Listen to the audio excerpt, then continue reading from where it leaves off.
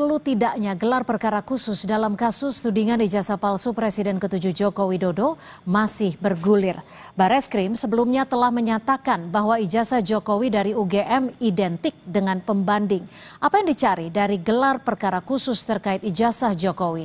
Kita bahas bersama pakar hukum pidana dari Universitas Jenderal Sudirman Purwokerto. Sudah ada Prof. Hipnu Nugroho serta mantan Kabar Reskrim Ito Sumardi dan juga Wakil Ketua Umum Tim Pembela Ulama dan Aktivis Rizal Fadilah. Selamat petang Pak Rizal, Pak Ito, Selamat petang. Prof. Hipnu. Terima kasih.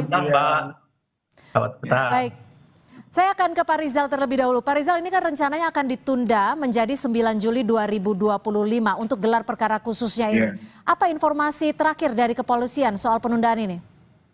Ya, saya kira karena itu sudah disepakati, pengertian sudah ditetapkan oleh pihak Mabes Polri, maka kita akan ikuti waktu yang ditetapkan itu. Dan sampai saat ini tidak ada informasi mengenai perubahan jadwal. Jadi dari pihak TPUA tentu saja ya bersiap-siap untuk mengikuti proses gelar perkara khusus pada tanggal 9 Juli hari Rabu besok itu. Dan itu karena memang sesuai dengan permintaan dari pihak TPUA yang mengajukan keberatan atas pengumuman Dirtipidum tanggal 22 Mei 2025 yang lalu dan mengajukan solusi ya atas keberatan itu adalah dengan gelar perkara ulang yang termanya adalah gelar perkara khusus berdasarkan Perkapolri 6 tahun 2019. Begitu Mbak Cynthia. Oke, saya ke Prof. Hipnu. Prof. Hipnu, kalau 22 Mei 2025 lalu polisi sudah menyatakan bahwa ijazah Pak Jokowi ini identik dengan 3 ijazah pembanding. Lalu dasar hukum untuk proses gelar perkara khusus, poin-poinnya seperti apa sebenarnya Prof. Hipnu? Iya, dasar khususnya kan ada permintaan. Oke. Dan pendekatan hukum sekarang itu istilahnya bukan pendekatan inquisitur. Tapi pendekatan sebagai akusatur, artinya baik pelapor ataupun terlapor diletakkan sebagai subjek yang sama. Sehingga kita apresiasi Polda atau Bareskrim Polri untuk merespon ini. Pendekatan sebagai akusatur itu adalah meletakkan bagaimana, oh ada tuntutan, oh ada masukan, harus diterima sebagai subjek yang sama. Ini suatu tindakan yang luar biasa. Karena apa? Ini masih dalam lidik, Mbak. Lidik. Dan yang lebih penting lagi Mbak Cynthia sebetulnya, dalam gelar perkara khusus ini selain melibatkan orang, toh kemarin itu ada informasi-informasi baru.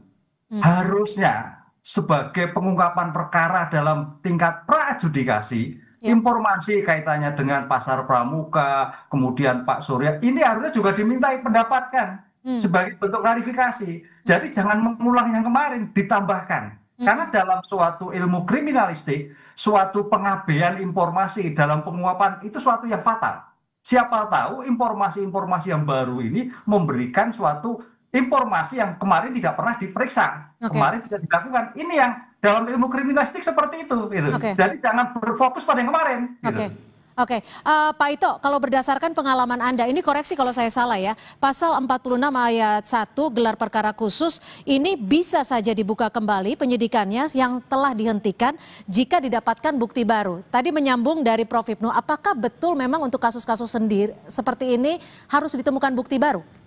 Ya, saya koreksi dulu Mbak, bukan penyidikan, penyelidikan ya. Oke, penyelidikan. Maaf. Jadi gini Mbak, gelar perkara khusus ini adalah memang diatur dalam mekanisme penanganan perkara untuk proses penyelidikan.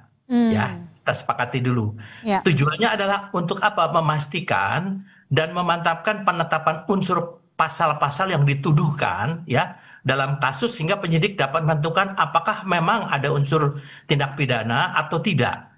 Jadi nanti apa yang disampaikan oleh dari tim TPUA maupun juga dari mungkin disaksikan oleh Komnas HAM, saya dengar dari DPR RI, itu nanti akan dipertimbangkan. Tapi jangan lupa bahwa gelar perkara khusus ini tidak merupakan sesuatu yang sifatnya adalah ada tanya jawab, diskusi, karena di sini kan bukan pengadilan, Mbak ya.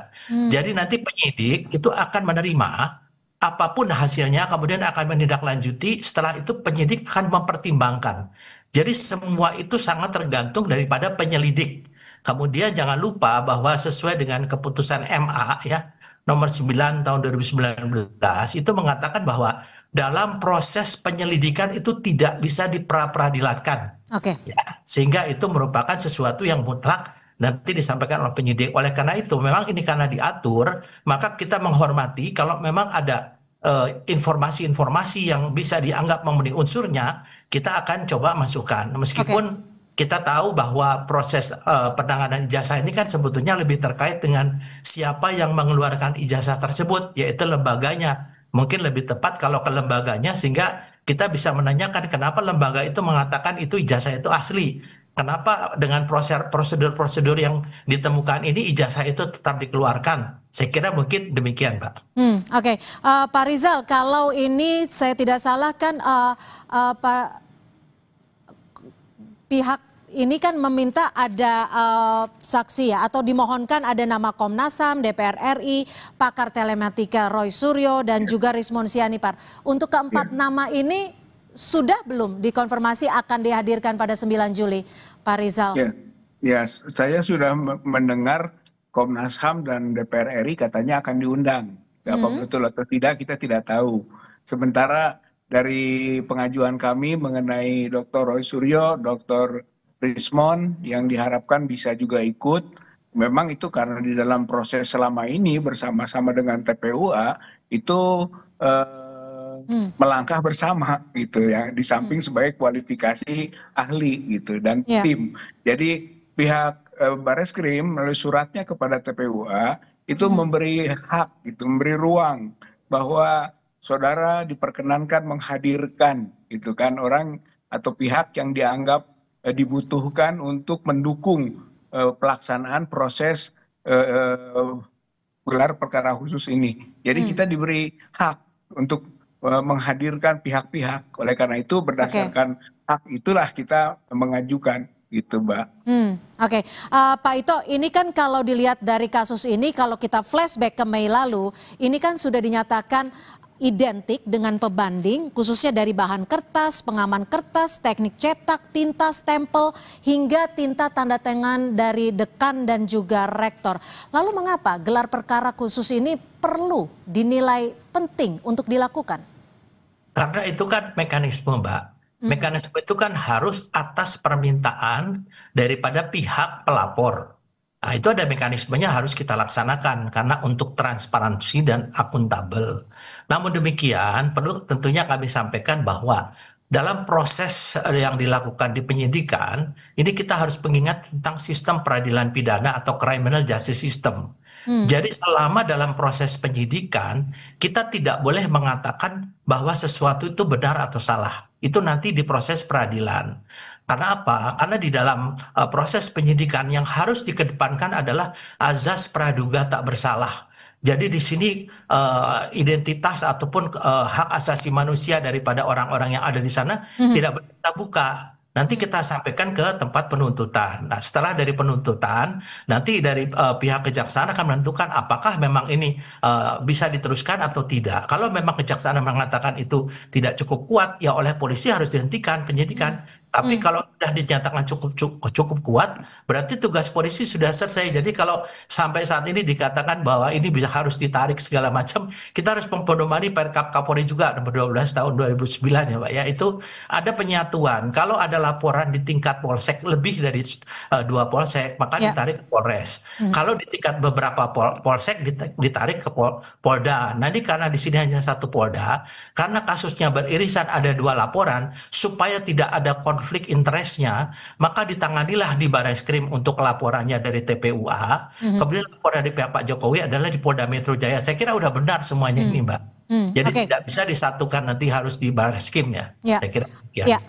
Prof. Ibnu, kalau melihat dari hal ini, apakah memang ini hanya sekedar mengikuti mekanisme yang ada, seperti yang tadi Pak Ito bilang, ada mekanisme yang harus diikuti, atau memang sebenarnya ada kontradiksi terhadap hasil dari identifikasi yang pertama kali sudah diumumkan pada 22 Mei lalu?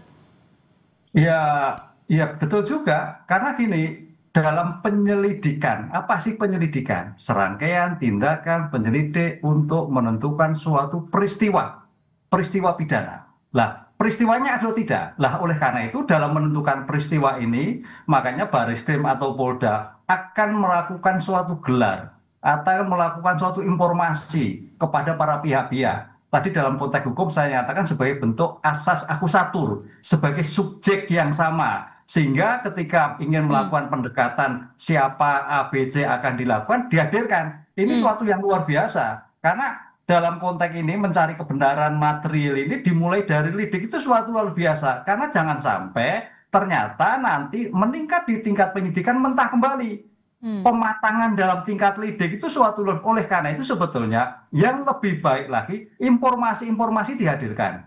Oke. Betul tadi bahwa UGM harus hadir. Ini kalau kemarin tidak hadir, jadi besok yang hadir UGM harus hadir, penyidik harus hadir, tokoh yang diminta harus hadir, pihak pelapor terhadir, itu akan dirasakan semua. Dengan Oke. demikian sebagai objektivitas itu akan terjamin. Gitu. Tapi Prof. Ibnu, dari hasil gelar perkara khusus ini nanti, apakah bisa menimbulkan satu perspektif baru? Kedua, hasil yang mungkin berbeda dari hasil yang pertama? Kalau hasilnya tidak ada suatu penambahan, itu adalah sama. Tapi kalau ada hasil penambahan informasi yang baru, itu berbeda. Karena dalam konteks hukum harus dikatakan bahwa sesuatu dianggap benar, kecuali dibuktikan sebaliknya. Nah, hari besok itu, hari Rebu PON itu sama atau tidak yang kemarin? Kalau sama berarti hanya menambah pihak-pihak.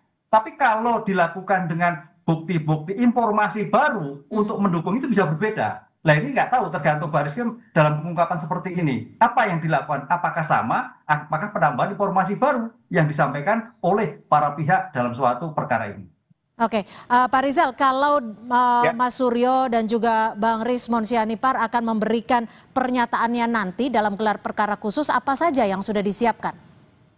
Oh, saya kira sudah sangat siap gitu ya, tambahan-tambahan, termasuk ya informasi baru itu Apa yang itu? disebutkan Prof. Ibnu. Ya termasuk yang kasus di Jalan Pramuka itu gitu ya. Bukti-buktinya apa?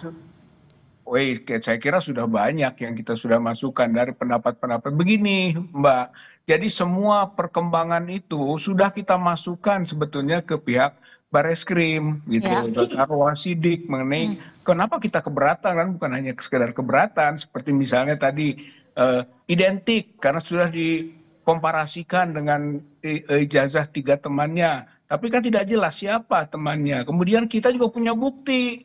Ada 3 teman lain gitu kan yang dicoba kita uji secara digital forensik ternyata tidak identik. Saya kira ini yang perlu nanti misalnya didiskusikan atau diperdebatkan di forum gelar perkara khusus itu. Kemarin identik, sekarang ini ada bukti tidak identik loh gitu. Bagaimana cara mengatasinya gitu kan. Kemudian ada temuan-temuan baru, misalnya tadi kasus Pramuka. Saya kira itu sudah dimasukkan juga. Apakah sudah diselidiki atau belum oleh pihak Bareskrim kita tidak tahu. Hanya dari 26 Mei yang kita ajukan keberatan sampai sekarang kan sudah tanggal 9 Juli. Seharusnya pihak Bareskrim itu sudah melakukan penyelidikan baru gitu. Bukan hanya sekedar mengulang atau sekedar menyampaikan sekarang informasi atau data atau temuan seperti yang lalu tanggal 22 Mei gitu. Ini harapan kita gitu. Dengan begitu ada perubahan nanti pada keputusan atau kesimpulannya. Ya, Pak Ito, kalau melihat dari kasus seperti ini berdasarkan pengalaman Anda,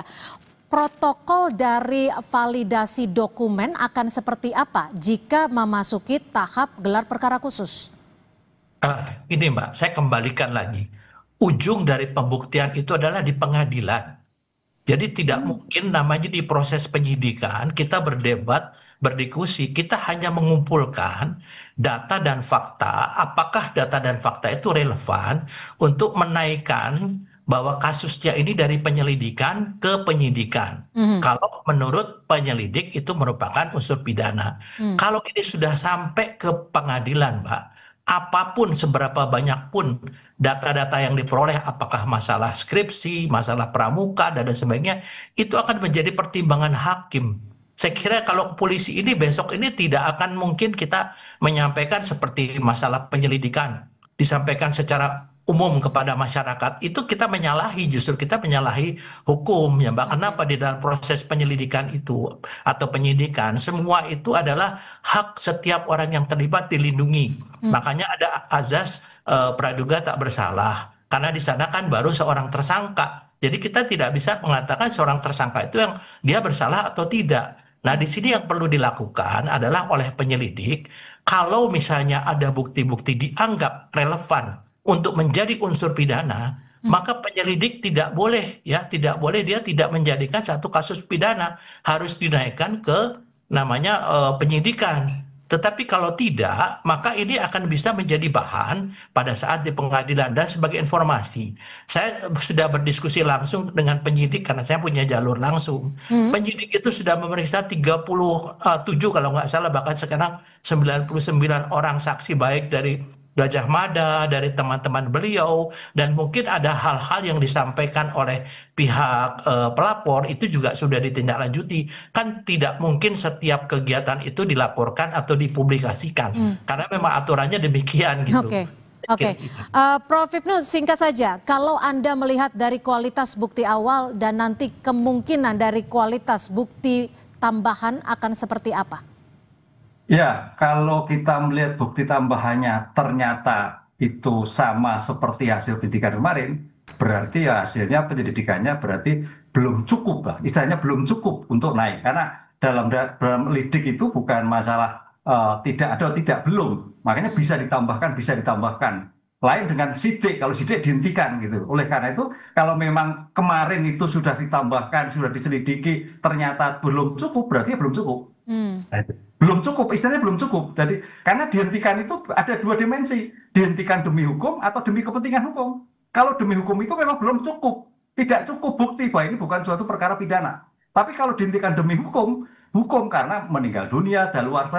Konteks lidik ini karena dihentikan demi kepentingan hukum, artinya tidak ada suatu perkara pidana yang akan dilanjutkan. Ketika seandainya itu besok ditemukan seperti itu, gitu Pak. Baik, kita jadi bukan akan permanen gitu loh. Baik, kita akan nantikan nanti Rabu 9 Juli 2025 untuk gelar perkara khusus ijazah Joko Widodo. Terima kasih Prof. Hipnu, terima kasih juga Pak Ito Sumardi, dan juga terima kasih Pak Rizal Fadila sudah berbagi perspektif di Kompas Petang. Selamat sore Bapak-Bapak.